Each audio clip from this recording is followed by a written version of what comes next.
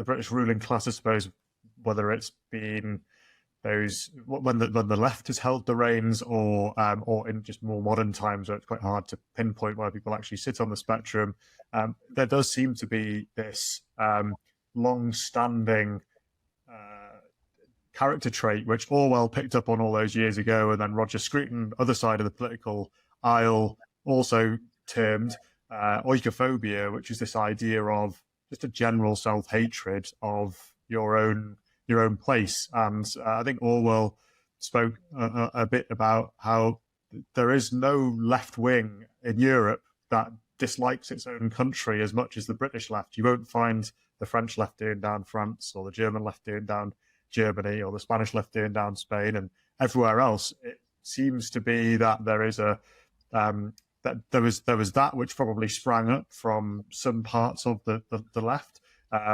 which didn't translate into the type of left that you're from, Paul, which I suppose people refer to as that more rooted, community-based socialism. You know, the miners, the trade unions, this sense of place, community, belonging, rather than this kind of wider, internationally minded view of the world, this kind of amorphous cosmopolitanism, which then kind of got dragged in with the kind of liberal progressivism we've been talking about today. And it makes you wonder at what point there's an end point, because surely it doesn't do anyone any favors to the place that we're all meant to be calling home, regardless of creed, color. If we basically say it has no virtues, then it doesn't give you really any purpose to, one, work together to maintain it, and two, to fight for it if you need to. So it seems entirely self-defeating in the end. Well, I think there's many people on the left who kind of look at Britain as a shop, really, rather than a home, as a place where anybody is free to come and go, and essentially our relationship as citizens with the nation state is nothing more than transactional, really. It's kind of there to serve us in an economic sense, and not much more than that. And I think that probably speaks to the kind of different backgrounds that these people have often experienced. You know, that I think the Labour Party nowadays, in contrast to yesteryear, is pretty much dominated by people who have come through on that conveyor belt where, you know, they've been to university, and they've worked for an NGO or a think tank, or as a researcher to an MP, charity sector or whatever, and then they end up in Parliament. They end up dominating the Labour Party, the upper echelons of the Labour Party, and are just completely out of kilter quite often with the people who they purport to represent. And it's actually quite disturbing, because the Labour Party has always, and I touched on it before, the Labour Party has always been that coalition between Hampstead and Hartlepool. And I'll give you an example. If you look at, in France a couple of years ago, the Gilets jaunes. Now, we talk about internationalism. That was an example where, if we wanted to show a bit of internationalist spirit, we on the left could have gone, okay, well, these people are out protesting in France, and what are they protesting for? They're protesting for a fairer economy, and they're protesting for national sovereignty, and they're protesting against the corporations. Isn't that the sort of thing that we would normally get behind on the left? But virtually nobody on the left got behind them, because, you know, the Gilets jaunes were just a bit too working class, and they used to fly the French tricolour when they were marching.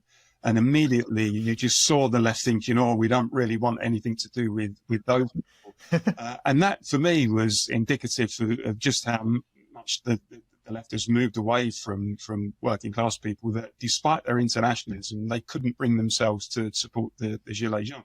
And the point that you made as well about, you know, the international left, the left in other countries, generally had no issue, you know, with demonstrations of patriotism. I remember just after Starmer took over as Labour leader, he gave a statement or a speech in front of the Union flag. And there was outrage among some quarters of the left, because and you saw it on social media and stuff, people saying, this is borderline fascist and he's embracing the far right. And you think, this is just crazy. He's just a political leader standing in front of his national flag.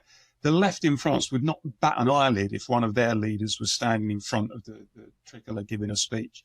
And I think that also extends to the whole argument around open borders and immigration. That actually, 30 years ago, many people, arguably most people on the left, understood the importance of regulating the labour supply, understood the importance so as to allow government to be able to plan around housing and welfare and employment and wages and so on, that the labour supply needed to be regulated. And actually the open borders position was regarded as a fringe position on the left. It was mainly kind of Trotskyists and anarchists who kind of supported the open borders position. Nowadays, that has completely turned around, where the open borders position has almost become the default. And anybody on the left who argues for the traditional position of regulating the labour supply, as I do, is looked upon as some kind of bigger, as some kind of museum piece.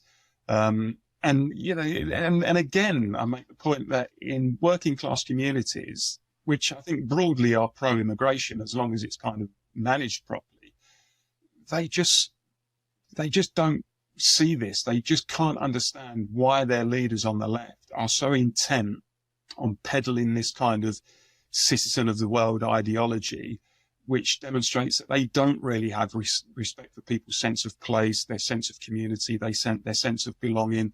They don't like, very rapid and large scale economic or social changes in their area. They understand that change happens, but it needs to be done in a way whereby it's managed properly.